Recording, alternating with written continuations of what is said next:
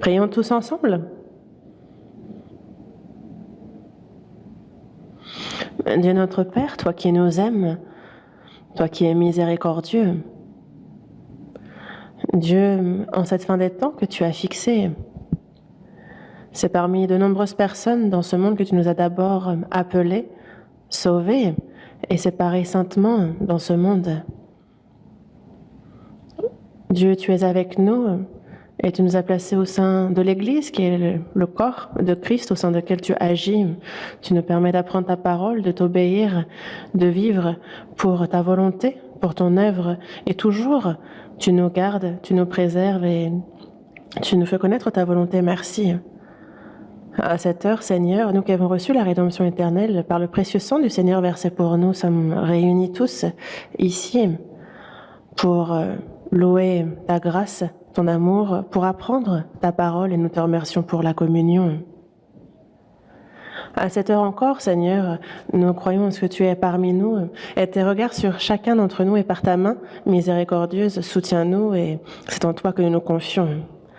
Nous sommes si faibles, et encore maintenant, notre cœur est détourné par les choses vaines de ce monde, et il nous arrive trop souvent de suivre ce cœur, que par la puissance de ton esprit, que par ta parole, nous soyons soutenus, que chaque jour notre cœur soit renouvelé, et que ce soit pour ta volonté, pour ton œuvre, que nous puissions vivre le reste de notre vie. Guide-nous dans ce sens.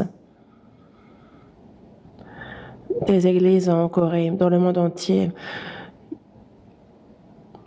et à tous les frères et sœurs qui, malgré les difficultés, gardent la foi, où qu'ils soient, agis parmi eux, qu'ils puissent avec assurance témoigner de ton évangile,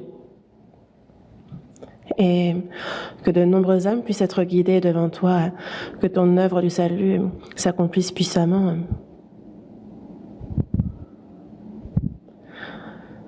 Si parmi nous, il y en a encore qui n'ont pas compris ton amour, ouvre leur cœur et qu'ils puissent comprendre ta grâce, ton amour, qu'ils puissent recevoir la même espérance que nous, guide-les dans ce sens. Et en ton temps, tu nous donnes ta parole, tu nous enseignes la voie à suivre. Seigneur, à cette heure encore, enseigne-nous ta parole, celle que tu souhaites nous révéler, quelle est ta volonté sainte, qu'on la comprenne et que l'on puisse vivre le reste de notre vie pour ta volonté, pour ton œuvre. Guide-nous et donne-nous la force. Nous avons prié au nom de notre Seigneur Jésus. Amen. Ouvrons la Bible. Épître aux Romains, chapitre 12. Épître aux Romains, chapitre 12.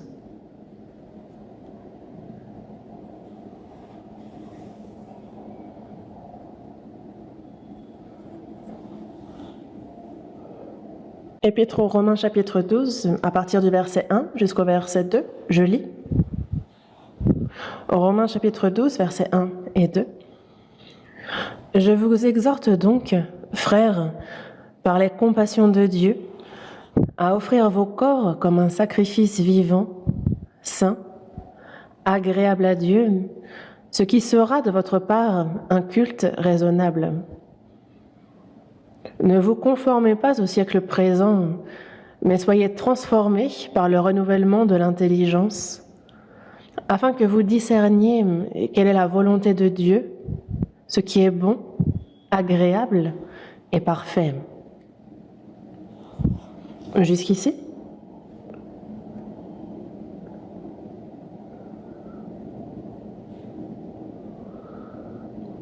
Cet été, on a connu une chaleur qu'on n'avait jamais connue et cette chaleur perdure. Et si ça continue, on nous parle des bonnes récoltes que cela apportera. Mais c'est comme pour l'homme, quelles que soient justement les difficultés qu'on rencontre, elles nous éprouvent, elles nous forgent pour que l'on porte de plus beaux fruits pour la gloire de Dieu. Et c'est dans cela que les souffrances, il est bon de les accepter avec joie, de s'en réjouir, comme la Bible nous le dit. Aujourd'hui, comme c'est écrit dans ce passage de Romains, chapitre 12, on nous parle justement de ce sacrifice vivant agréable à Dieu. Et c'est le titre de ce sermon et ce sur quoi nous allons nous pencher aujourd'hui ensemble. C'est un passage court, mais après notre salut, en quoi consiste la vie du chrétien? C'est un passage qui nous l'explique bien.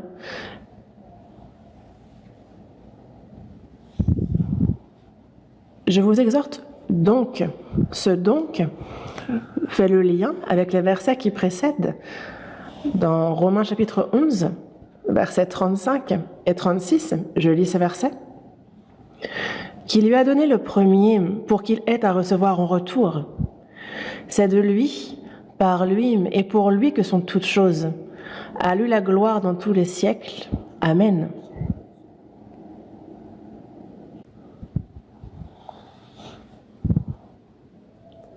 Qui a donné en premier à Dieu pour que Dieu ait à lui rendre, pour qu'il ait à recevoir de Dieu en retour? Cela ne risque pas d'arriver. C'est de lui, par lui et pour lui que sont toutes choses. Toutes choses ont été créées par Dieu. Et parmi cette création, l'homme aussi a été formé par Dieu. Pour son plan et son but saint, l'homme fut formé. L'homme s'est corrompu dans le péché, mais notre salut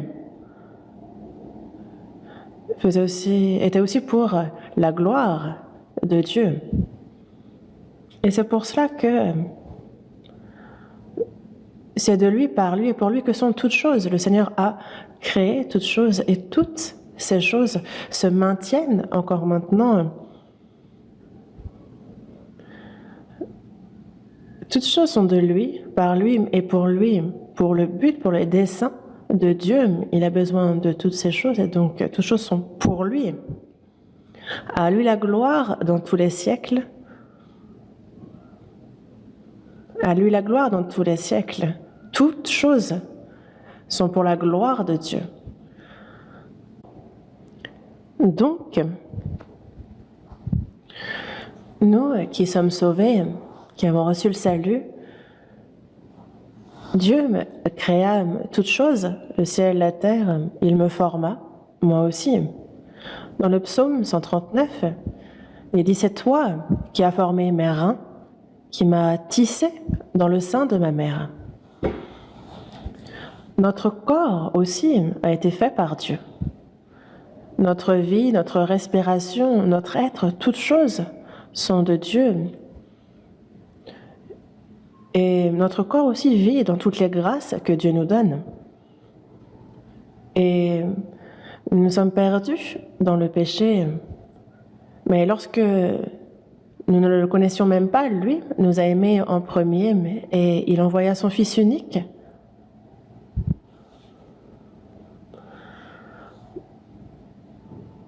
Pour que ce jugement et cette malédiction que nous devions recevoir, que ce soit son unique qui le reçoive et que par le sang précieux qu'il a versé, nos péchés soient éternellement pardonnés.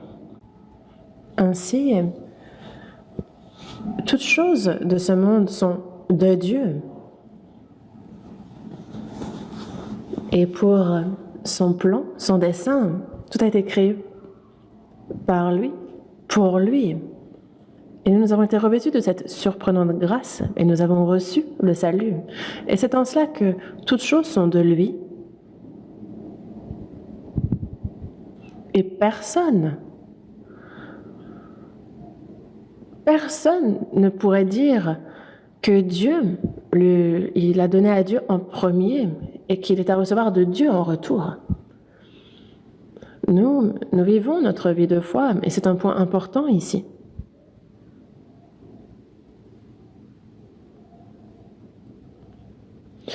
Je vous exhorte donc, frères. Ici, il dit frères, ça s'adresse aux chrétiens nés de nouveau. Et c'est une appellation très respectueuse, frères. Le Seigneur aussi nous a sauvés. Il n'a pas honte de nous appeler frères. Après notre salut, la plus belle des appellations, c'est frère. Frère. Je vous exhorte donc, frères, par les compassions de Dieu. Les compassions de Dieu. Si vous êtes revêtus des compassions de Dieu, écoutez-moi donc. Dans Éphésiens, chapitre 2, verset 4, il est dit « Dieu, qui est riche en miséricorde, à cause du grand amour dont il nous a aimés. »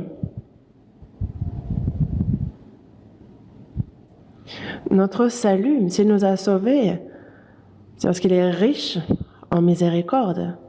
C'est à cause du grand amour de Dieu. C'est sa miséricorde, sa compassion. Nous en sommes revêtus désormais. Et le reste de notre vie de foi, nous qui sommes revêtus des compassions de Dieu, nous devons passer ce reste de notre vie à rendre à l'Éternel tous les bienfaits qu'il a eus envers moi. Comme le psaume 116, verset 12 nous le dit, « Comment rendrai-je à l'Éternel tous ses bienfaits envers moi ?» Si nous sommes revêtus de la grâce et des bienfaits de Dieu, si nous avons reçu cette surprenante grâce de Dieu, cette vie éternelle, cette espérance de pouvoir entrer dans le royaume éternel, il nous faut donc lui rendre ses bienfaits.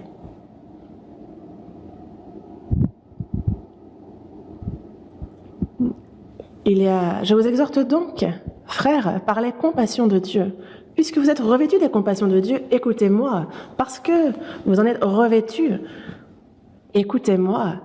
Et parce que nous avons été revêtus des compassions de Dieu, désormais, nous devons vivre une vie qui lui rend ses bienfaits.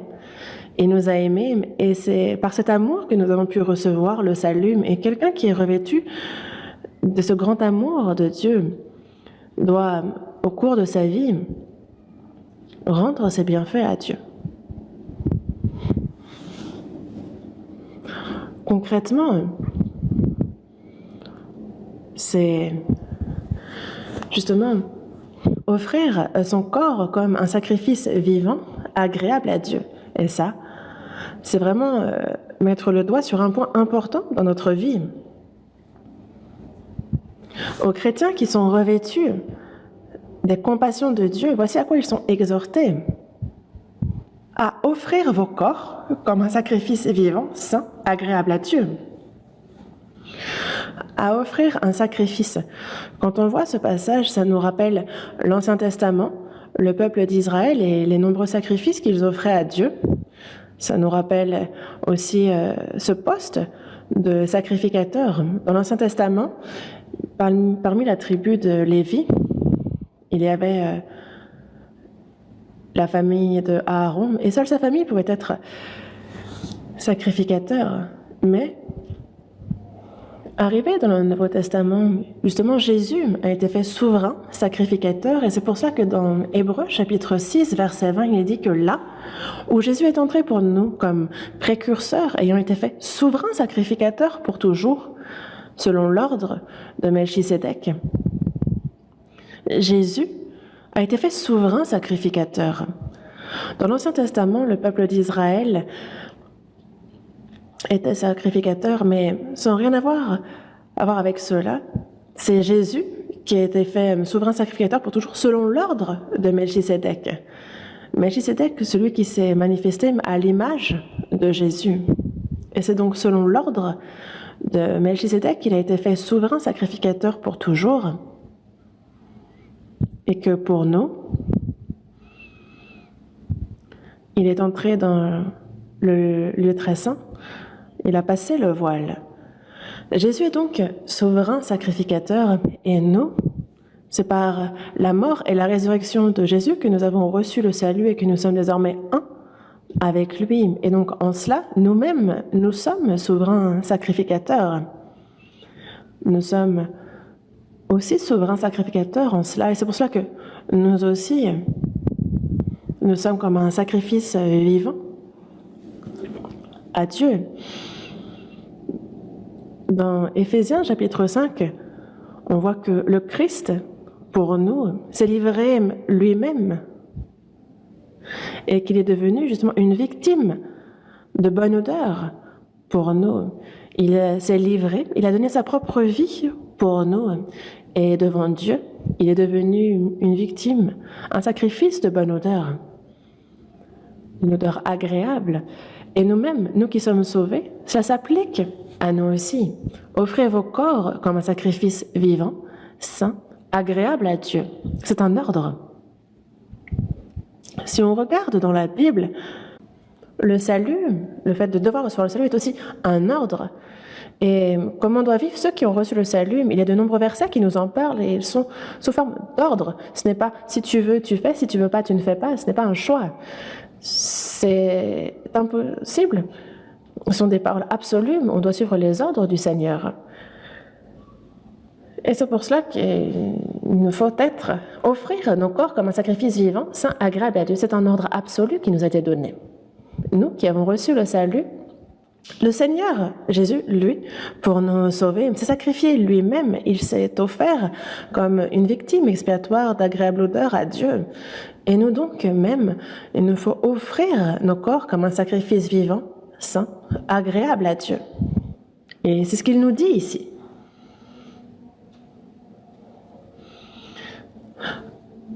Offrez vos corps comme un sacrifice vivant, saint, agréable à Dieu. Et nous sommes donc désormais sacrificateurs. Dans Éphésiens chapitre 2, verset 5, il est dit « Et vous-même, vous êtes un saint sacerdoce, et c'est afin d'offrir des victimes spirituelles agréables à Dieu. » Nous-mêmes, nous sommes un saint sacerdoce, et nous sommes donc, c'est pour offrir des victimes spirituelles agréables à Dieu. Dans la première épître de Pierre, chapitre 2, verset 9, il est dit que vous, au contraire, vous êtes un sacerdoce royal. Le roi gouverne, il gouverne sur son peuple, sur un territoire, mais nous sommes un sacerdoce royal, nous régnons, nous sommes sacrificateurs pour offrir des sacrifices agréables à Dieu. Et c'est pour ça que nous, qui sommes sauvés désormais devant Dieu, il nous faut désormais offrir un sacrifice saint, vivant, agréable à Dieu. Le peuple d'Israël, dans l'Ancien Testament, lorsqu'ils offraient les sacrifices, c'était des boucs, des veaux qu'ils sacrifiaient, dont ils versaient le sang pour le sacrifice.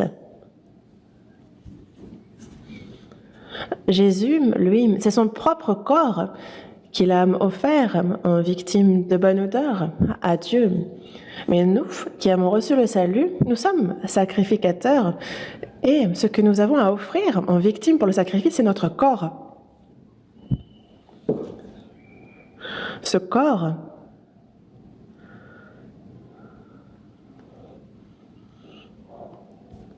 il nous faut, comme cela a été dit, le lui offrir comme un sacrifice vivant, saint, agréable à Dieu. Et donc toute notre vie, tous nos jours doivent être pour Dieu un sacrifice vivant, saint et agréable à Dieu. C'est ça que nous lui offrons. Et c'est pour cela que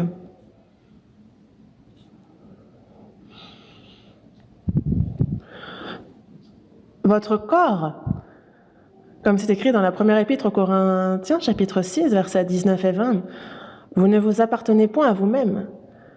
Même ce corps, notre âme, notre esprit, nous avons été rachetés à un grand prix. Notre corps appartient à Dieu. Dans la première épître aux Corinthiens, chapitre 7, verset 23, il dit « Vous avez été rachetés à un grand prix. Ne devenez pas esclaves des hommes. »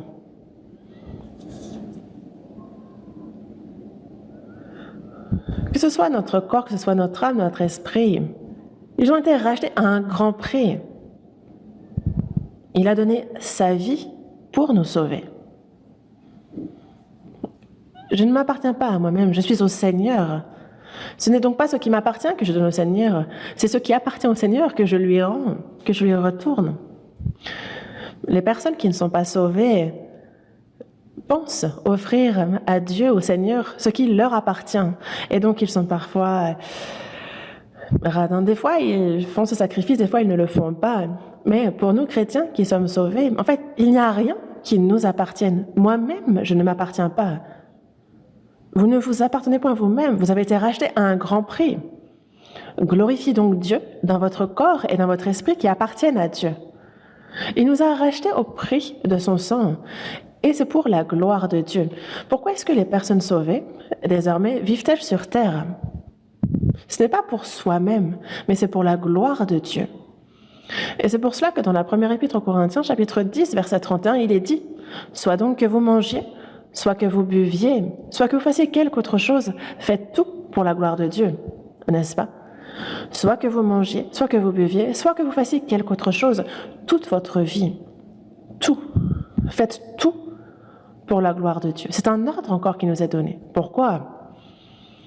Parce que nous, qui avons été sauvés, c'est non seulement notre âme, notre esprit, notre corps qu'il a racheté à un grand prix, mais nous sommes des êtres, une existence qui lui est très précieuse. C'est à un grand prix qu'il nous a racheté. Quelqu'un qui achète quelque chose à un grand prix, si c'est au prix de sa vie qu'une personne a acheté quelque chose, alors elle va considérer cette chose comme précieuse, elle va la chérir. Et ce n'est pas seulement notre âme, notre esprit, mais c'est jusqu'à notre corps que le Seigneur a racheté au prix de son sang. Et donc, je ne m'appartiens plus à moi-même, mais j'appartiens au Seigneur et je suis désormais vivant sur cette terre seulement pour la gloire de Dieu. Et donc, dans la première épître de Pierre, chapitre 1, verset 18, il est dit « Ce n'est pas par des choses périssables, par de l'argent ou de l'or, que vous avez été rachetés de la vaine manière de vivre que vous avez hérité de vos pères, mais par le sang précieux de Christ, comme d'un agneau sans défaut et sans tache. » Nous n'avons pas été rachetés par des choses périssables, par de l'argent ou de l'or, mais c'est par le sang précieux de Christ que nous avons été rachetés. Comme c'est écrit également dans Hébreux, chapitre 9, verset 12, c'est avec son propre sang qu'il a obtenu une rédemption éternelle. Jésus est mort, et c'est avec son propre sang qu'il a obtenu une rédemption éternelle, afin que non seulement notre âme, notre esprit, mais jusqu'à notre corps soit sauvé, racheté à ce grand prix. Et donc, la vie de foi, désormais, ça commence en étant convaincu que nous n'avons plus rien, mais que tout appartient au Seigneur, que nous lui appartenons. Et que c'est sa miséricorde, sa grande compassion, son amour qui nous ont sauvés. Dans Éphésiens, chapitre 1, verset 7, il est dit qu'en lui, nous avons la rédemption par son sang, la rémission des péchés, selon la richesse de sa grâce, par le précieux sang que le Seigneur a versé pour nous, par cette rédemption gratuite que nous avons reçue. Et c'est pour cela que nous, que ce soit notre corps, notre âme, notre esprit, ne nous appartient plus, mais qu'elles sont au Seigneur. Ça, il faut en être convaincu. Et il nous faut désormais vivre en se disant, dès le début, comment rendrai-je à l'Éternel tous ses bienfaits envers moi? C'est le départ. Dans la première épître à Timothée, chapitre 2, verset 6, on voit que le Christ s'est donné lui-même en rançon pour tous. Le Christ, c'est pour tous qu'il s'est donné lui-même, qu'il s'est livré, qu'il a donné sa propre vie. Il s'est donné donc en rançon pour tous. Certains sont endettés jusqu'aux orteils et ils doivent être punis parce qu'ils ne peuvent rembourser leurs dettes. Mais il y a une autre personne qui va rembourser cette dette à la place de cette personne. C'est le même principe. Il y a Jésus qui s'est donné en rançon pour nous, qui a payé le prix de notre dette.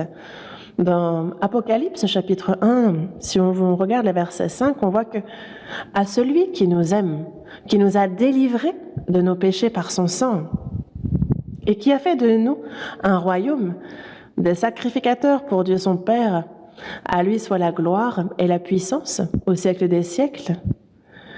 Il y a ce verset qui nous montre qu'il nous a délivrés de nos péchés par son sang. Il les a éternellement effacés, lavés, et aussi, il a fait de nous un royaume et des sacrificateurs pour Dieu. N'oublions pas que nous sommes sacrificateurs pour Dieu. Un sacrificateur ne peut vivre pour lui-même. Un sacrificateur vit pour la gloire de Dieu. Et il est séparé saintement de ce monde Une personne sauvée, désormais, c'est par le précieux sang du Seigneur qu'elle a reçu le salut. Et dans ce monde, il nous a saintement séparés. Et donc désormais, c'est seulement pour Dieu et pour sa gloire que nous vivons. Dans le passé, nous sommes nés dans le péché, nous étions sous l'emprise du diable, sous son autorité, et nous étions traînés vers la perdition. Mais il a eu pour nous de la miséricorde alors que nous ne le connaissions pas, et par ses compassions, il nous a sauvés. Et c'est ainsi que notre vie est désormais en prise de son amour, de sa grâce, et nous, c'est pour la gloire de celui qui nous a sauvés que nous vivons. Et c'est quelque chose qu'il ne nous faut pas oublier, ne serait-ce même qu'un seul instant. C'est pour ça que dans Romains, chapitre 1, verset 6, donc, parmi lesquels vous êtes aussi, vous qui avez été appelés par Jésus-Christ. Nous aussi, quand nous avons reçu le salut, désormais, nous ne nous appartenons plus à nous-mêmes, mais que ce soit mon corps, mon âme, mon esprit, tout appartient au Seigneur, à Jésus-Christ. Et dans Romains chapitre 14, versets 7 et 8, c'est pour ça qu'il est dit qu'en effet, nul de nous ne vit pour lui-même et nul ne meurt pour lui-même. Si nous vivons pour le Seigneur, et si nous mourrons pour le Seigneur. Soit donc que nous vivions, soit que nous mourions, nous sommes au Seigneur. Ces versets, nous les lisons encore et encore, on les grave dans notre cœur. Parce qu'en effet, nul de nous, donc ceux qui avons reçu le salut, nul de nous ne vit pour lui-même. C'est ce qui est écrit. Et nul ne meurt pour lui-même non plus. Vivre pour soi, faire des efforts, trimer pour soi, et mourir pour soi. Non, ça c'est quelqu'un qui est sans Christ. Et si une personne sauvée vit ainsi, alors c'est une vie qui va à l'encontre même de son salut. Vivre pour soi, travailler pour soi, se donner de la peine pour soi et mourir pour soi, ça c'est une malédiction. Désormais, nous qui sommes sauvés, que ce soit notre âme, notre esprit, notre corps appartient au Seigneur et nous vivons donc pour sa gloire. Et une fois morts, nous entrons dans sa gloire. Et ça, c'est un fait clair. Et c'est pour cela que nous n'avons pas le droit de vivre pour nous et nous n'avons pas plus le droit de mourir pour nous-mêmes. Soit que nous vivions, soit que nous mourions, nous sommes au Seigneur. Dans le temps, on avait des esclaves. En grec, on dit toulos. Et un esclave, un serviteur, ne s'appartient pas à lui-même. Il a été acheté à prix d'argent et il appartient donc à son maître. Et quel que soit l'ordre que lui donne son maître, ce qu'il lui demande, il le fait, même s'il doit mourir pour cela.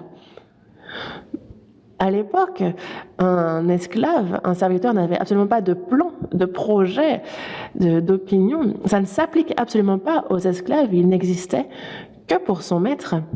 Et nous, après notre salut, nous sommes serviteurs du Seigneur. L'apôtre Paul, que ce soit dans Galates chapitre 1, dans Éphésiens, à de nombreuses reprises, il répète qu'il est serviteur de Jésus-Christ. Et il s'en glorifie, il s'en vante. Le fait d'être serviteur, ce n'est pas seulement serviteur, c'est aussi le terme esclave, acheté donc à prix d'argent. Et c'est pour ça que l'apôtre Paul, après avoir reçu le salut, il disait être serviteur de Jésus-Christ. Il a donné toute sa vie pour l'évangile, pour le Seigneur, pour la prédication de l'évangile. Et alors qu'il prêche l'évangile, à la fin, il meurt pour cet évangile. Il a reçu le salut, il a vécu pour l'évangile et est mort pour l'évangile. Les apôtres, à l'époque du livre des Actes des Apôtres, tous sont morts martyrs. Aucun n'a vécu une vie paisible, tranquille et connu de vieux jours. Tous ont souffert, obéi, ils se sont dévoués, sacrifiés et sont tous morts en martyrs. Nous aussi, désormais, après notre salut, Il y a donc le Seigneur qui est mort pour nous, qui nous a sauvés, qui nous a rachetés à un grand prix. Et quand on pense à cette grâce du salut qui nous a été accordée, nous ne pourrions lui rendre ses bienfaits, même si nous devions mourir 100 fois, cela ne suffirait pas à lui rendre tous les bienfaits qu'il a eu envers nous. Et la Bible nous parle en détail de comment il nous convient de vivre après le salut. Elle nous enseigne là-dessus. Une personne sauvée, lorsque le dimanche arrive, elle va à l'église, elle chante quelques cantiques, elle donne 2-3 sous en offrande, elle fait un peu le service et le reste du temps, elle vit pour elle. Non, ça, ce sont des choses que les religieux font bien mieux que nous. Ça, c'est quelque chose que même ceux qui sont sans Dieu font très bien. Nous, chrétiens, c'est toute notre vie qui doit être un sacrifice vivant, saint et agréable à Dieu. Un sacrifice vivant, saint et agréable à Dieu.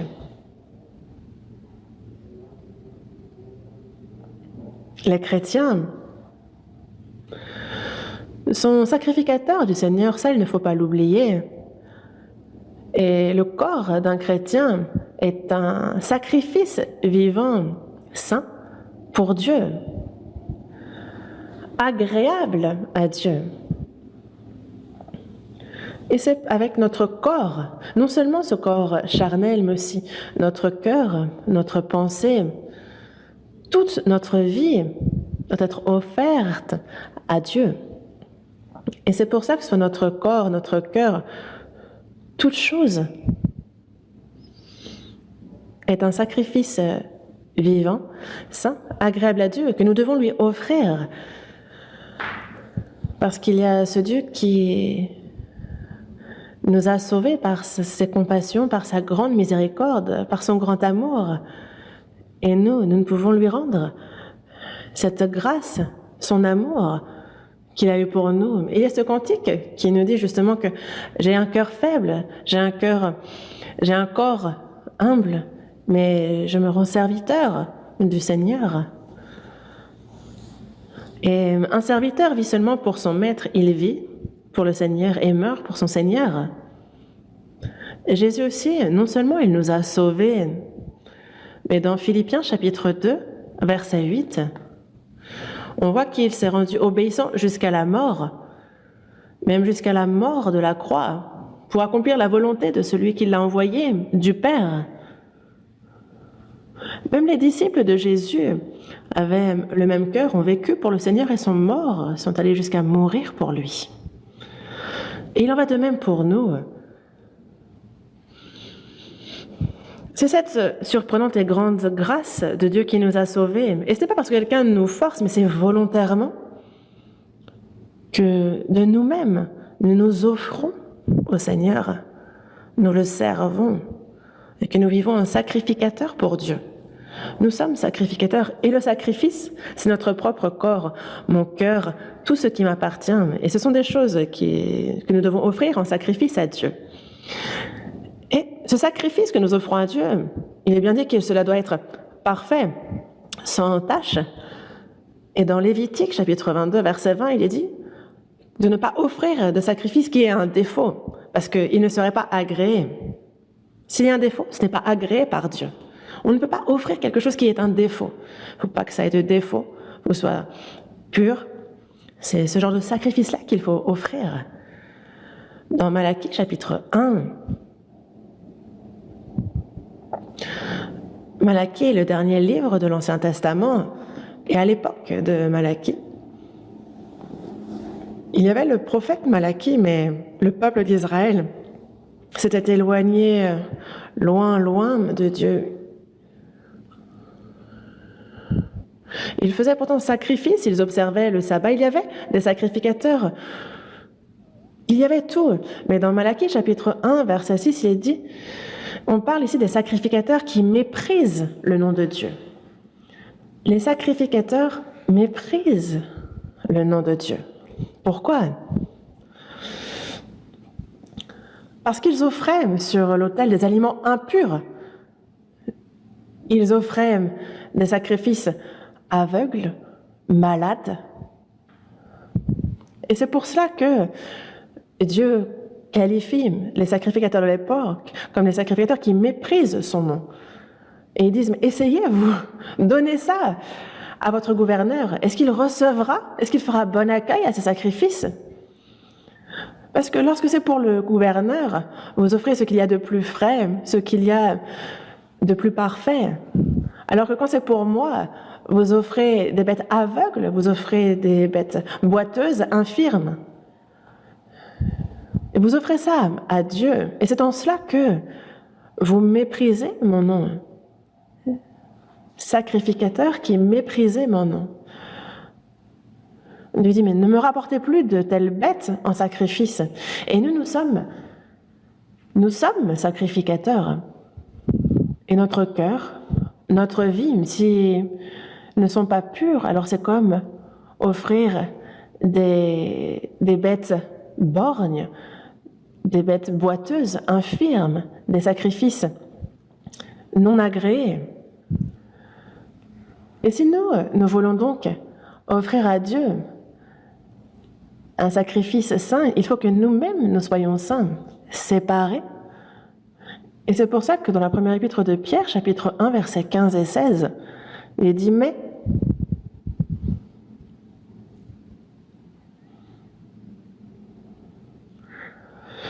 puisque celui qui vous a appelé est saint, vous aussi soyez saints dans toute votre conduite, selon qu'il est écrit, vous serez saints, car je suis saint. Celui qui nous a appelés, Dieu, est saint. Vous aussi soyez saints dans toute votre conduite. Il nous dit, vous serez saints, car je suis saint. Mais Dieu est saint. Les sacrificateurs qui servent Dieu doivent donc forcément aussi être saints. Nous avons ce corps. Quand on parle du corps, mais aussi du cœur, de toute la vie, du quotidien. Et il faut qu'en toute chose, nous soyons séparés saintement des choses de ce monde. Il faut que l'on soit donc saints. Parce que sinon, avec cette mauvaise vie, si nous cherchons à offrir des sacrifices à Dieu, c'est comme offrir des pains qui ne seront pas agréés, des bêtes borgnes, boiteuses. Et ça, c'est mépriser son nom.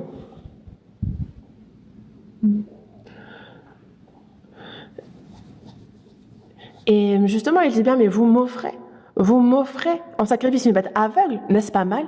Quand vous offrez une bête boiteuse ou infirme, n'est-ce pas mal? Et ça, c'est mépriser Dieu. Et si nous, dans notre vie, nous avons du péché, alors en tant que sacrificateur, ce n'est pas un sacrifice que nous pouvons offrir et qui soit agréable à Dieu, qui sera agréé par Dieu. Et c'est pour cela que dans Ésaïe, chapitre 52, verset 11,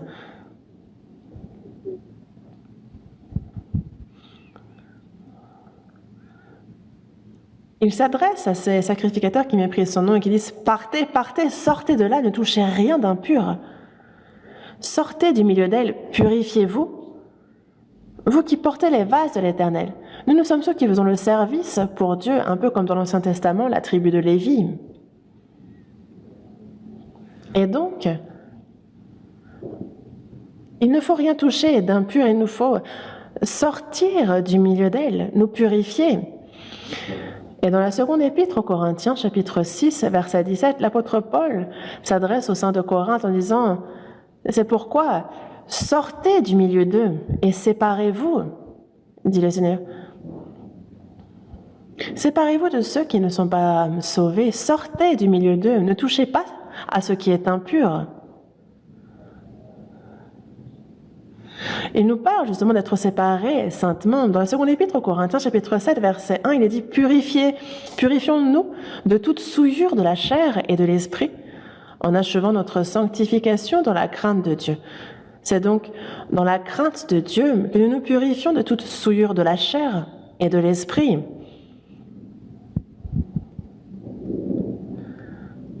De toute souillure, de tout péché, de tout ce qui est impur, qui souille, de tout péché. Purifions-nous donc dans la crainte de Dieu. Nous,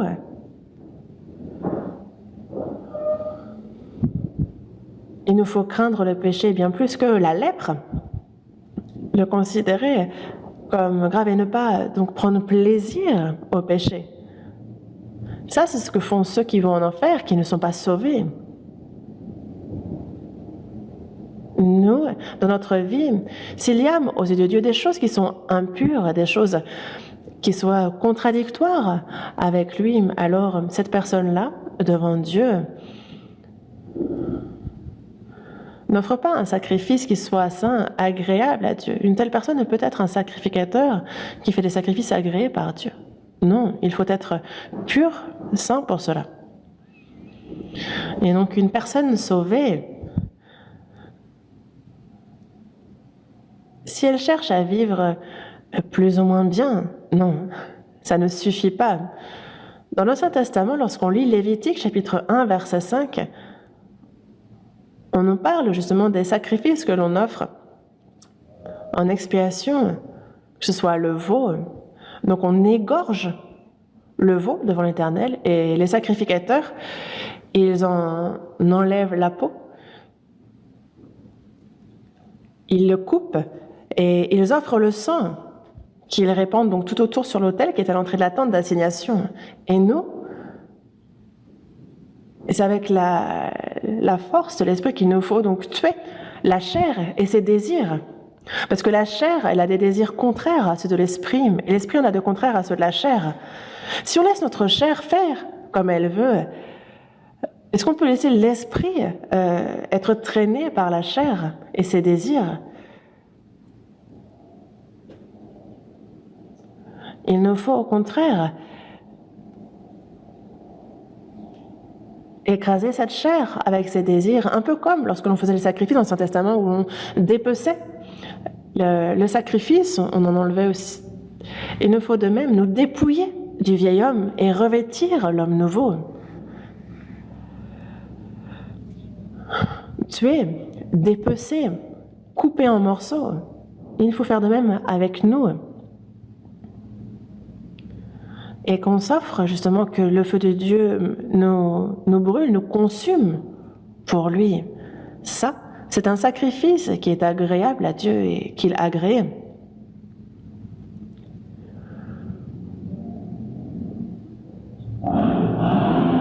Le chrétien qui s'offre en sacrifice à Dieu, il y a une liberté, un plaisir qu'il doit abandonner pour Dieu, pour offrir à Dieu un sacrifice agréable, saint, qui soit agréé par Dieu. Il faut pour cela désormais, non pas comme les gens de ce monde, continuer à profiter d'une liberté, jouir des désirs de la chair. Ça, ce sont des choses qu'il nous faut abandonner.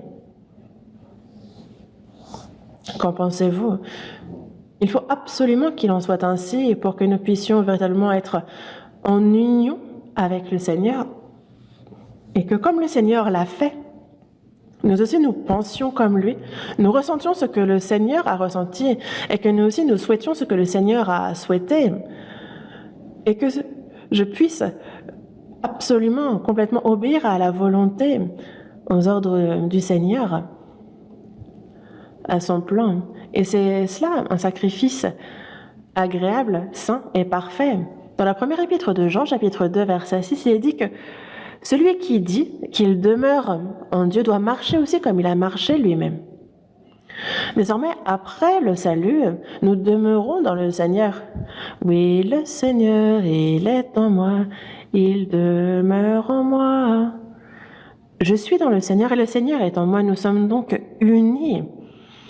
Celui qui demeure dans le Seigneur doit marcher aussi comme le Seigneur a marché lui-même, agir comme il a agi. Mais c'est une évidence pour le chrétien qu'il doit vivre ainsi. Mais en réalité, les chrétiens qui vivent ainsi, on a beau regarder, peu nombreux sont ceux qui vivent ainsi. Et c'est pourtant ce que le Seigneur souhaite ardemment, ce qu'il attend de nous. Si le Seigneur est en moi, il est le Seigneur Et il est donc devenu le maître, le Seigneur de ma vie. Dans Galates, chapitre 2, verset 20, il est dit « J'ai été crucifié avec Christ ». J'ai été crucifié avec Christ, cela veut dire que le vieil homme, mes plans, mes projets, mes ambitions, mes désirs, toutes choses, ce n'est pas seulement mes péchés qui ont été crucifiés avec Christ, mais c'est moi et tout ce qui va avec moi qui a été crucifié avec Christ, qui a été enterré avec lui. Lorsque nous recevons le baptême c'est comme un enterrement. C'est pour ça que dans Romains chapitre 6, il est dit que nous avons donc été ensevelis avec lui par le baptême en sa mort. De quel enterrement? L'enterrement du vieil homme, du pécheur. Nous avons donc été ensevelis avec le Seigneur. Et lorsqu'on ressort de l'eau lors du baptême, alors on ressort en juste. Et le reste de notre vie, désormais, on le vit pour le Seigneur, pour sa gloire, pour sa volonté. Et donc, désormais, ce vieil homme est mort, enseveli avec le Seigneur. – Dans la première épître de Pierre, chapitre 4, versets 1 et 2, il dit que « Ainsi donc, Christ, ayant souffert dans la chair, vous aussi armez-vous de la même pensée. Car celui qui a souffert dans la chair en a fini avec le péché, afin de vivre non plus selon les convoitises des hommes, mais selon la volonté de Dieu pendant le temps qui lui reste à vivre dans la chair. » N'est-ce pas? Christ, ayant souffert dans la chair, il a même été jusqu'à mourir. Et donc vous aussi, armez-vous de la même pensée. Obéir à la parole, à la volonté du Seigneur, cela demande de se sacrifier, de souffrir, et la chair est contre cela. Donc armez-vous de la même pensée. C'est que sur le champ de bataille, lorsqu'on a les généraux qui vont au combat, ils ont une armure, afin que les flèches de l'ennemi ne les percent pas. Lorsqu'on a une armure, alors ça bloque, ça part. De nos jours, on a plutôt des gilets pare-balles, mais armez-vous de la même pensée, car celui qui a souffert dans la chair en a fini avec le péché. Ce qui revient à dire que lorsqu'on souffre pour le Seigneur, alors cette personne-là n'a pas le temps de pécher. Elle peut vivre sans péché. Et nous, lorsqu'on dit « il ne faut pas pécher », les gens nous répondent oh, « mais on a la chair, comment est-ce qu'on peut vivre sans péché ?» Ne vous trouvez pas d'excuses. Justement, l'esprit tue la chair et ses désirs. Parce que ceux qui sont à Christ, ils ont crucifié la chair avec ses passions et ses désirs. Et l'apôtre Paul a dit « chaque jour, je suis exposé à la mort, on meurt chaque jour ». Pourquoi ? C'est parce que la chair, dès qu'elle en a l'occasion, elle ressort. L'apôtre Paul a dit « je traite durement mon corps et je le tiens assujetti ». Souffrir pour le Seigneur, une personne qui souffre pour lui, s'arme de la même pensée. Et donc ceux qui sont à Jésus-Christ ont crucifié la chair avec ses passions et ses désirs. Et justement, elle en a fini avec le péché afin de vivre non plus selon les convoitises des hommes, mais selon la volonté de Dieu. Et donc il ne nous reste pas longtemps pour nous. Et c'en est assez de vivre selon les convoitises de notre chair dans le péché. C'en est assez. La vie impure n'est plus agréée devant Dieu.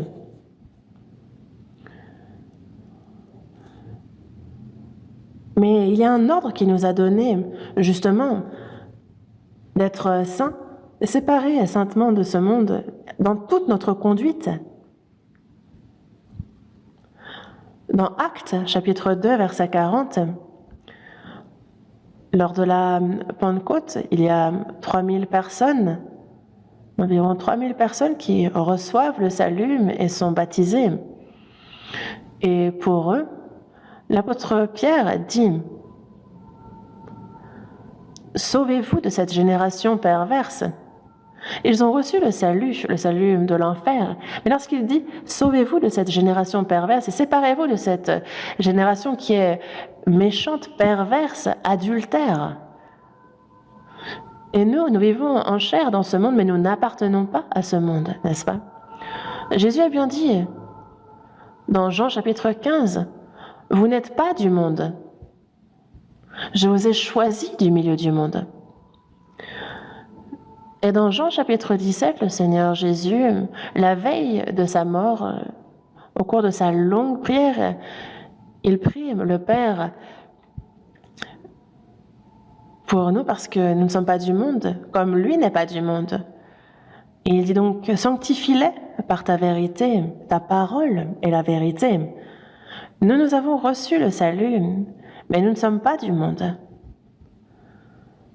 Ceux qui sont du monde courent vers l'enfer, mais nous nous sommes séparés de cela. Nous sommes enfants de Dieu.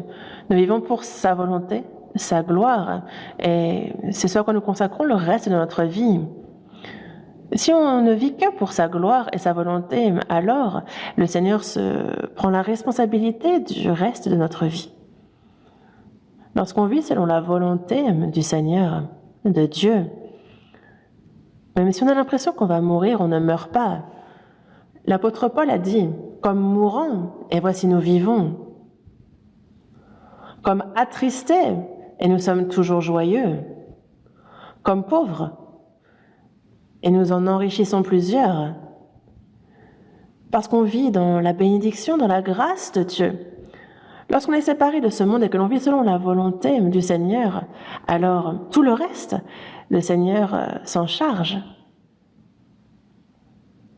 Abraham avait son unique, celui qu'il aimait, Isaac, à qui il a été demandé de sacrifier un holocauste, et sans réfléchir, il a dit « Oui, Isaac, ce fils qu'il a eu à 100 ans, bien plus précieux que sa propre vie. » Il avait de nombreuses possessions, mais pour lui, son fils était bien plus précieux.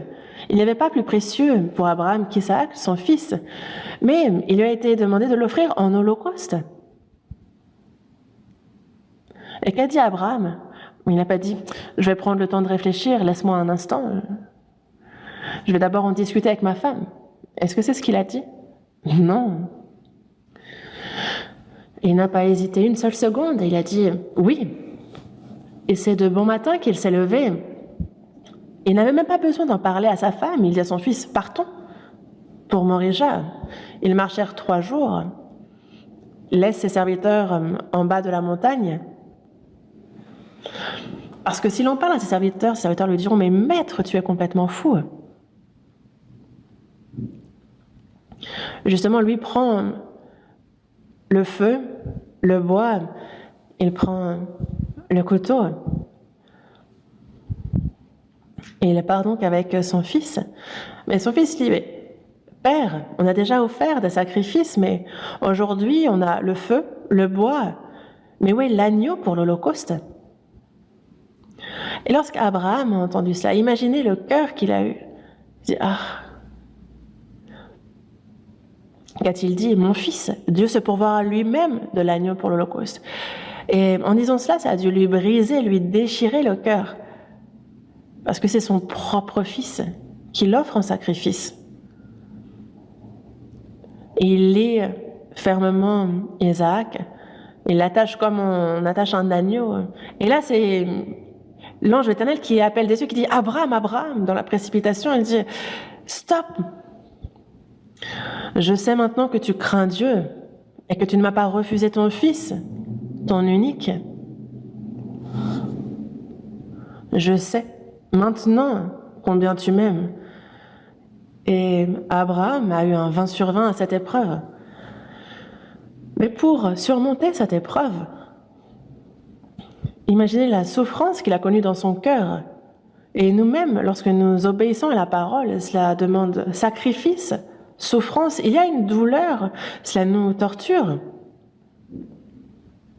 Nous, c'est au milieu de la souffrance que nous suivons et obéissons à la parole, à la volonté de Dieu. C'est ça notre vie. Mais Dieu regarde au cœur.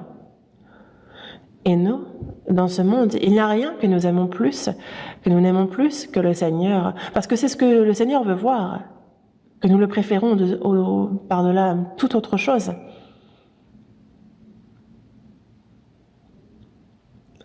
Une personne qui a reçu le salut vit en obéissant au Seigneur. Et c'est en cela que consiste d'offrir sa vie en sacrifice vivant, saint et agréable à Dieu. Et c'est toute notre vie, c'est notre quotidien qui est un sacrifice à Dieu, un sacrifice vivant.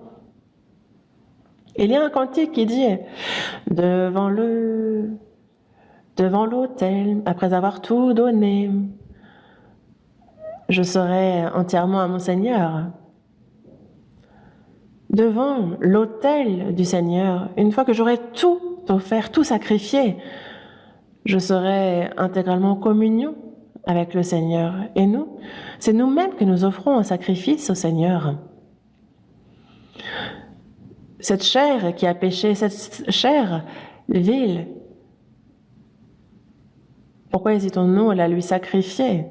Lorsqu'on se donne au Seigneur, alors nous sommes intégralement au Seigneur dans la communion.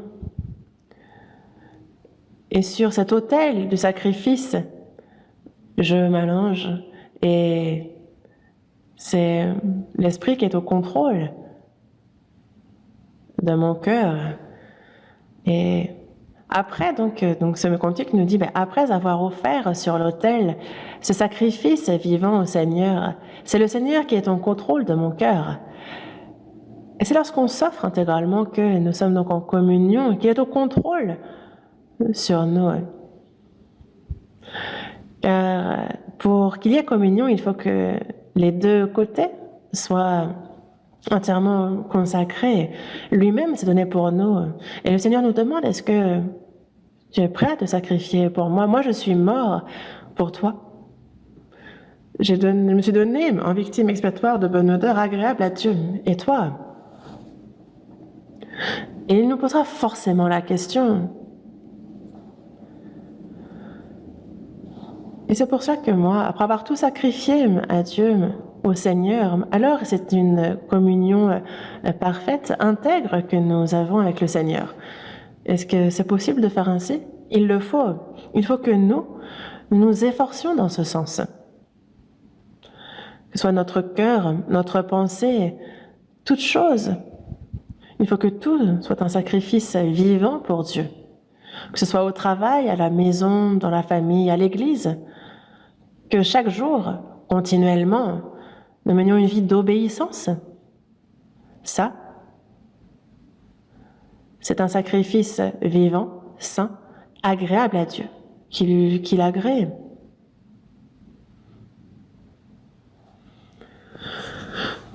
Toute la semaine, on ne réfléchit pas trop, on vit comme bon nous semble. De nos jours,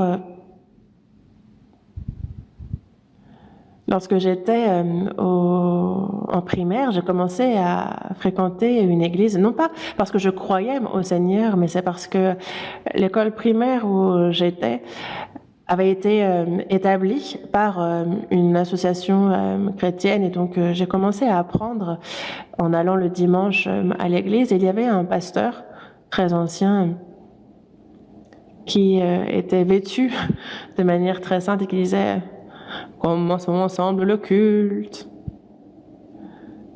Et le véritable adorateur adore d'esprit et en vérité.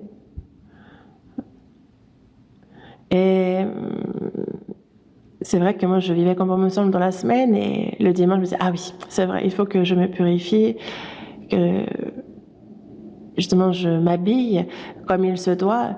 Et en arrivant à l'église, on me disait, j'offre en sacrifice vivant, saint et agréable à Dieu, ce culte, je m'offre à lui. Est-ce que c'est ça, un sacrifice vivant, saint et agréable à Dieu? Non, ça c'est un sacrifice mort.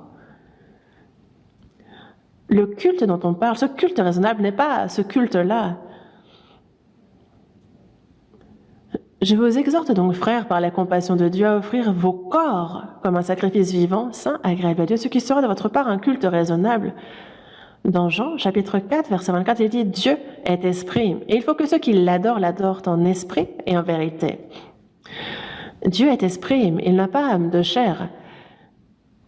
Et donc, il y a ceux qui vivent selon la chair toute la semaine et qui après, devant le Seigneur, ils prennent une voix solennelle et disent « Seigneur, Seigneur ». Si Dieu était chair, cela serait possible, mais Dieu n'est pas chair. Il est esprit, il est celui qui sonde nos cœurs. Il connaît tout de notre vie, de notre quotidien. Et c'est toute notre vie, c'est notre quotidien qui doit être séparé saintement de ce monde, qui doit être un sacrifice vivant, saint, agréable à Dieu, parce que si ce n'est pas le cas, alors nous sommes comme des sacrificateurs qui méprisent son nom. C'est ce que nous devenons, un sacrificateur qui méprise son nom, qui offre des pains pourris, qui offre des bêtes qui sont borgnes. Et il dit, mais quand vous en offrez une boiteuse ou infirme, n'est-ce pas mal ? La grâce qu'il nous a accordée est pourtant si grande, si surprenante. Comment est-ce que nous, de qui il a fait ses fils, ses enfants, de notre vivant sur terre, il nous a guidés dans son Église, nous a donné l'espérance. Nous ne pouvons pas vivre en le méprisant, nous ne pouvons pas oublier la grâce qu'il a eue pour nous. Sa miséricorde, ses compassions, justement, je vis en les lui rendant. C'est ça, la vie de foi. Et nous obéissons au Seigneur, nous vivons correctement, et nous ne pouvons pas pour autant, durant notre vie, lui rendre tous les bienfaits qu'il a eus envers nous. Dans Colossiens, chapitre 3, versets 23 et 24, il est dit « Tout ce que vous faites, faites-le de bon cœur, comme pour le Seigneur et non pour des hommes. » Que ce soit au travail. Au travail, par exemple, moi je reçois un salaire, je reçois tant. Donc j'essaie de faire comme un minimum devant mes patrons, devant mes supérieurs, et je suis paresseux quand ils ne sont pas là. Non, un chrétien ne peut pas travailler ainsi. Tout ce que vous faites, faites-le de bon cœur comme pour le Seigneur et non pour des hommes. Sachant que vous recevrez du Seigneur l'héritage pour récompense. Notre quotidien, selon comment nous vivons, entraîne récompense du Seigneur, un héritage. Il nous faut donc faire tout ce que nous faisons comme pour le Seigneur et non pour nous ou pour des hommes. Et donc, tout ce que vous faites, faites-le de bon cœur comme pour le Seigneur et non pour des hommes, sachant que vous recevrez du Seigneur l'héritage pour récompense. Qui nous récompense? C'est le Seigneur. Ce n'est pas l'homme qui nous récompense, c'est Dieu. Servez Christ, le Seigneur. Toute notre vie est une vie qui doit consister à servir le Seigneur. Dans la famille, à la maison, on vit comme on veut. Au travail, on travaille comme bon nous semble. On fait les choses à peu près. On arrive à l'église et on dit « Seigneur, reçois ce sacrifice vivant, saint, parfait, agréable. Oh. » Et ça, c'est mépriser le Seigneur, alors que Dieu ne veut pas qu'on lui offre des sacrifices qui soient aveugles, borgnes, boiteux, infirmes. Ça, c'est un problème important. Ça, c'est un point grave. Nous avons reçu le salut. Nous sommes devenus enfants de Dieu. Nous sommes le peuple qui entre dans son royaume. Je ne suis pas de ce monde. Je suis devenu celui qui appartient au Christ. Mais tout cela, c'est vraiment surprenant, non? Mais ça, constamment, on l'oublie. Il ne faut absolument pas oublier ça. Et c'est pour cela que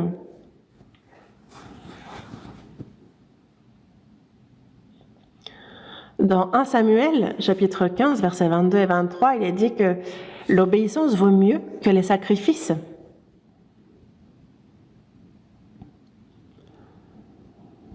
L'obéissance vaut mieux que les sacrifices et l'observation de sa parole vaut mieux que la graisse des béliers, car la désobéissance est aussi coupable que la divination. L'obéissance est un ordre. Il avait été dit de complètement éradiquer les Amalécites, de tous les éradiquer, mais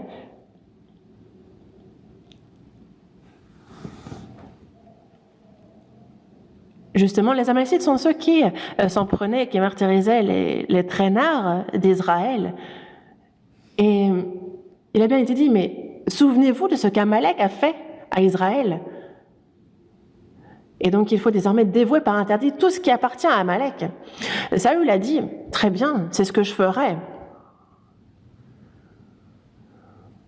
Et il y a le roi d'Amalek, Agag, à qui il a épargné la vie. Et il y a les brebis, les veaux. Il a tué ce qui n'était pas digne, mais il a gardé les meilleures bêtes, les bêtes grasses. Et il dit à Samuel, oui, j'ai fait tout ce que Dieu m'a dit. Et Samuel dit, mais qu'est-ce donc ce bêlement de brebis qui parvient à mes oreilles et ce mugissement de bœuf que j'entends? Et Saül répond, ah, en fait, ils les ont amenés de chez les Amalécites parce que le peuple a épargné les meilleures brebis et les meilleurs bœufs afin de les sacrifier à l'Éternel. Et c'est là que Samuel dit, l'obéissance vaut mieux que les sacrifices. L'obéissance vaut mieux que d'attraper des brebis et de les sacrifier. Parce que la désobéissance, c'est aussi mauvais que la divination. L'obéissance vaut mieux que les sacrifices. Se soumettre à Dieu, quoi qu'il arrive, ça, c'est justement un sacrifice agréable, saint, vis-à-vis de Dieu.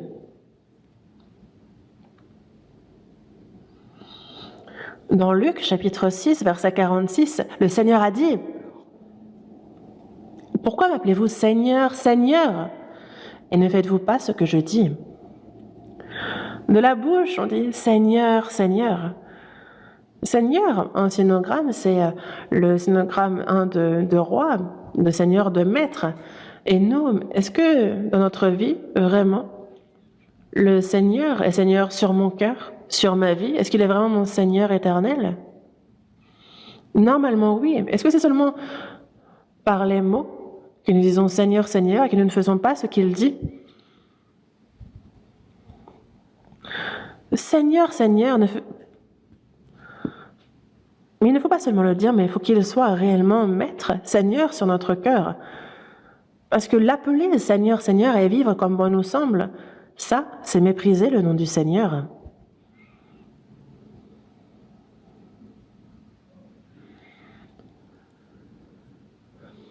Et dans la seconde épître aux Corinthiens, chapitre 5, verset 9, l'apôtre Paul a dit, « C'est pour cela aussi que nous nous efforçons de lui être agréables, soit que nous demeurions dans ce corps, soit que nous le quittions. » L'apôtre Paul, toute sa vie, a prêché l'Évangile. Soit que nous demeurions dans ce corps, soit que nous le quittions. Nous nous efforçons de lui être agréable au Seigneur. Dans Philippiens, chapitre 1, verset 20, il est dit que « Selon ma ferme attente et mon espérance que je n'aurai honte de rien, mais que maintenant comme toujours, Christ sera glorifié dans mon corps avec une pleine assurance, soit par ma vie, soit par ma mort. » Donc que nous vivions, que nous mourions, qu'il soit glorifié dans mon corps. Je souhaite que je vive ou que je meure, si Christ est glorifié dans mon corps, cela me va. Si je dois mourir, si je dois vivre, tant qu'il est glorifié en moi, ça c'est ma ferme attente et mon espérance. Et l'apôtre Paul a dit, « Soyez mes imitateurs comme je le suis moi-même de Christ. » L'apôtre Paul a imité le Seigneur. Il a appris quoi? Il a appris la soumission jusqu'à la mort, l'obéissance, le sacrifice, jusqu'à mourir s'il le faut. C'est ce qu'il a imité du Seigneur. Et c'est pour ça que dans Galates, chapitre 6, verset 17, il dit « Je porte sur mon corps les marques de Jésus. » Que personne ne m'attriste. Je porte sur mon corps les marques de Jésus. Quelles marques? Ces traces d'obéissance, de soumission. Et nous, comment nous faut-il vivre la vie qu'il nous reste? Qu'allez-vous faire du reste de votre vie? N'être pas seulement des chrétiens en parole. Est-ce qu'on ne pourrait pas vivre aussi en action comme il se doit en tant que chrétien? Bon, même ceux qui se disent sauvés, on les voit, ils vivent comme ci, comme ça. Il n'y a pas l'air d'avoir grand-chose de particulier chez eux. Est-ce que vous pensez que ça convient à un chrétien? Les autres, c'est les autres. Mais celui qui m'a sauvé, c'est le Seigneur. Celui qui me récompense selon mes œuvres, celui qui a ses regards sur moi, c'est le Seigneur. Moi, je dois vivre en lui étant obéissant, en le servant. De qui cherchez-vous les faveurs? Des hommes ou de Dieu? Dans Hébreux, chapitre 11, on nous parle d'Hénoch. Et c'est par la foi qu'Hénoch fut enlevé pour qu'il ne vit point la mort. Mais avant son enlèvement, il avait reçu le témoignage qu'il était agréable à Dieu. Et on a Dieu qui enlève Hénoch avant qu'il ne vit la mort. Hénoch, c'est par la foi.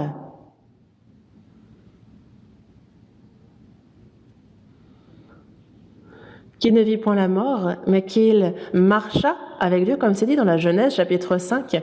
Il marcha avec Dieu, puis il ne fut plus, parce que Dieu le prit. Il ne fut plus, parce que Dieu le prit. Mais avant son enlèvement, il avait reçu le témoignage qu'il était agréable à Dieu. Il était agréable à Dieu. Nous aussi, comme Hénoch, nous vivons une époque où nous pouvons ne pas voir la mort. Pourquoi? Parce que avant le retour du Seigneur, le Seigneur nous a parlé de nombreux signes et tous ces signes se sont accomplis. Il n'y a pas d'autres signes dont il faudrait attendre l'accomplissement. Le Seigneur peut même venir aujourd'hui. Le retour du Seigneur est proche et ceux qui sont morts reviendront à la vie, mais ceux qui sont vivants seront pris, comme Hénoch, sans voir la mort. Hénoch, avant son enlèvement, avait reçu le témoignage qu'il était agréable à Dieu. Et nous aussi, durant notre vivant sur sa terre, il faut que nous recevons le témoignage que nous sommes agréables à Dieu. Agréables à Dieu. Dans Galates, chapitre 1, verset 10, il est dit « Et maintenant, est-ce la faveur des hommes que je désire ou celle de Dieu? Est-ce que je cherche à plaire aux hommes? Si je plaisais encore aux hommes, je ne serais pas serviteur de Christ. » Essaye de plaire aux hommes, de chercher leur faveur. Non. C'est être agréable au Seigneur. Si je meurs, si je vis, être agréable au Seigneur. Pourquoi? Parce que tout sera manifesté devant le tribunal de Christ. Et il nous sera rendu selon ce que nous avons fait de notre vivant, comment nous avons vécu dans notre chair. Nous serons jugés par rapport à cela. Et c'est donc un sacrifice vivant, agréable et saint que nous devons offrir à Dieu.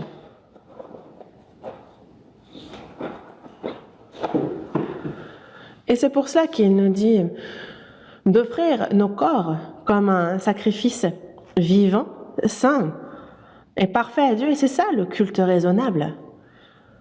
Il y a de nombreux chrétiens qui se rassemblent dans un bâtiment et qui font de ces cultes un temps défini, très solennel et très majestueux, mais ce n'est pas le culte dont la Bible parle.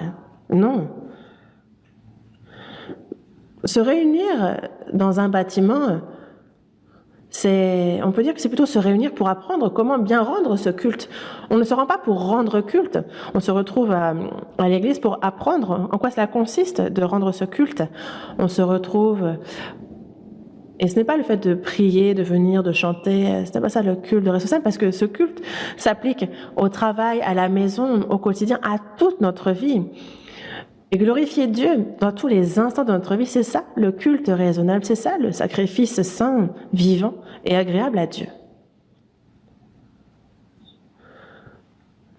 C'est ça vraiment adorer en action, en vérité et en esprit. Vivre selon sa parole, c'est ça le véritable culte.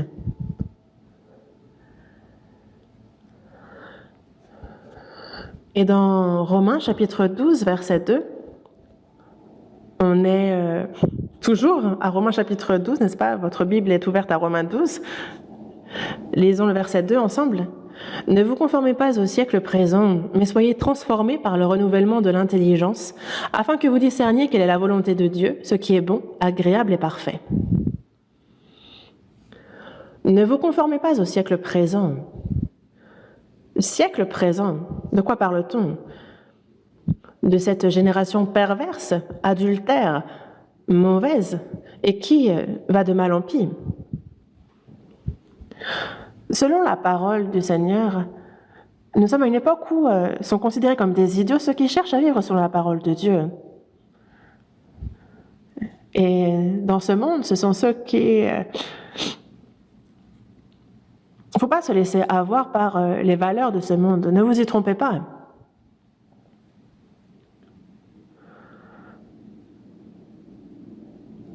Autour de nous, il y a de mauvaises personnes, ceux qui agissent et font le mal. Mais si on s'approche de ces personnes-là, cela souille justement nos actions. La mauvaise compagnie entraîne les mauvais mœurs. Moi, pourtant, je n'appartiens pas à ce monde. Dans peu de temps, je suis celui qui rencontrera le Seigneur.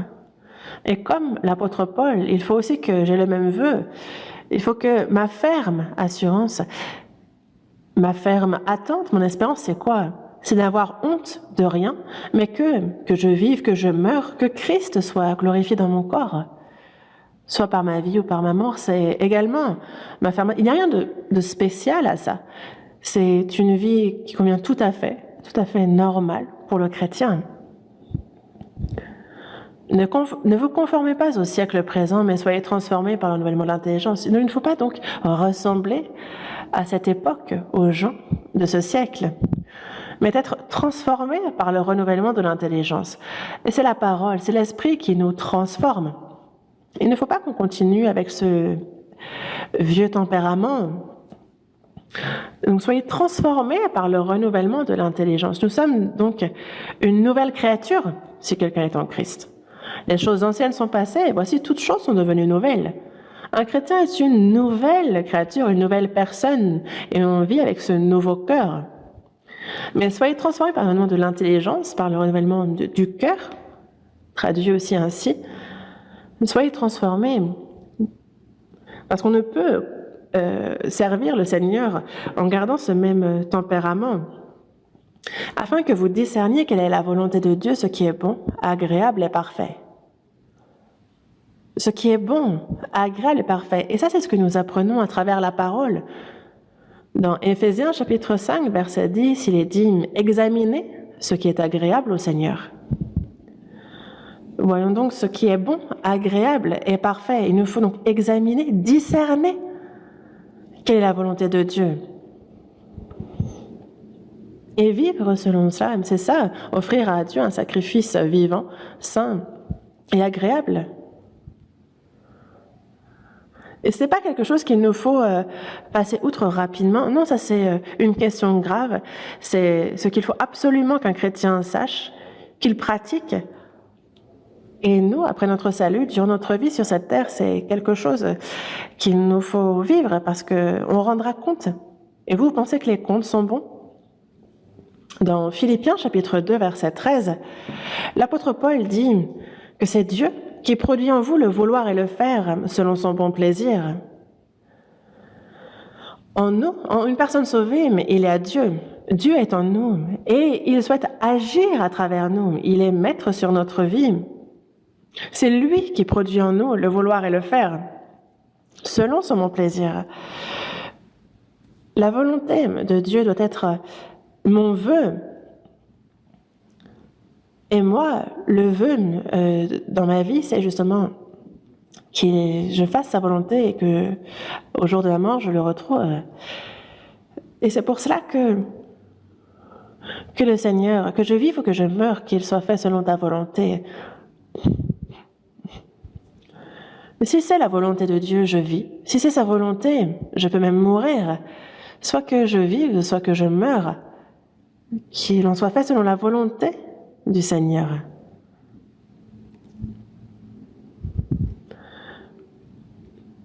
Et ce sacrifice que nous offrons à Dieu doit être saint, sans tache, parfait, sans défaut.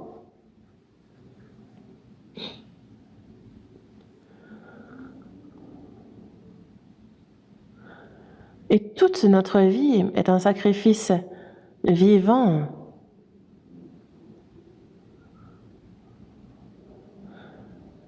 Toute notre vie d'obéissance est un sacrifice vivant pour Dieu.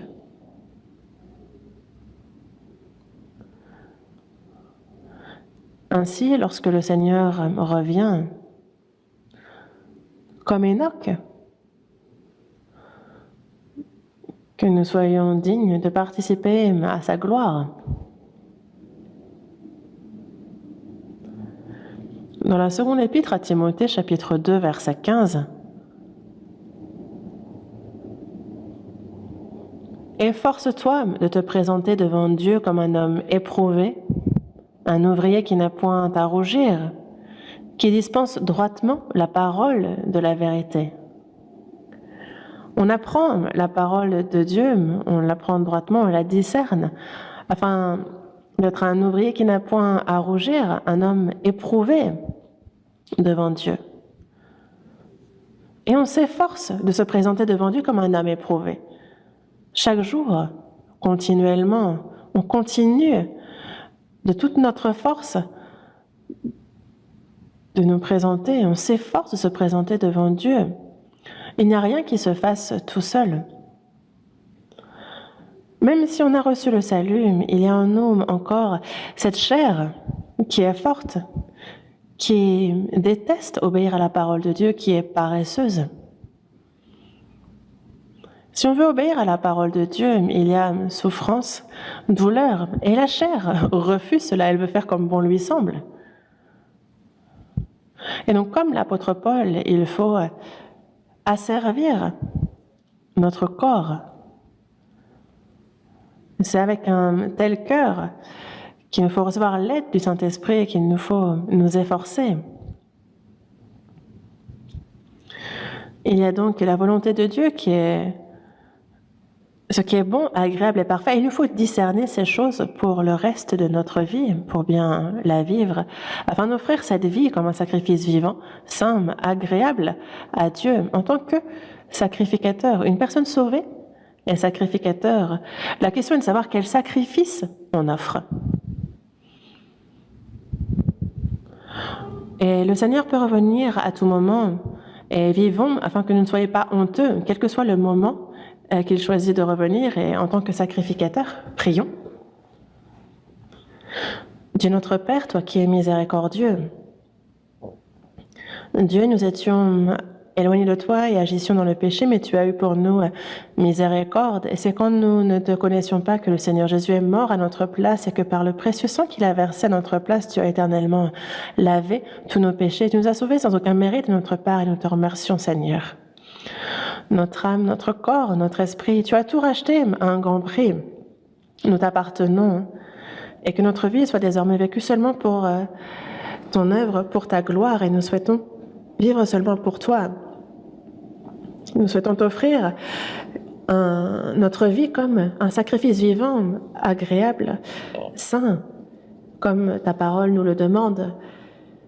Et que toute notre pensée, toutes nos actions soient pour ta volonté, soient pour ton œuvre, pour ta gloire, et que toute notre vie te réjouisse et soit un sacrifice vivant, saint. Pour cela, dirige et guide chacun d'entre nous. Nous avons prié au nom de notre Seigneur Jésus-Christ.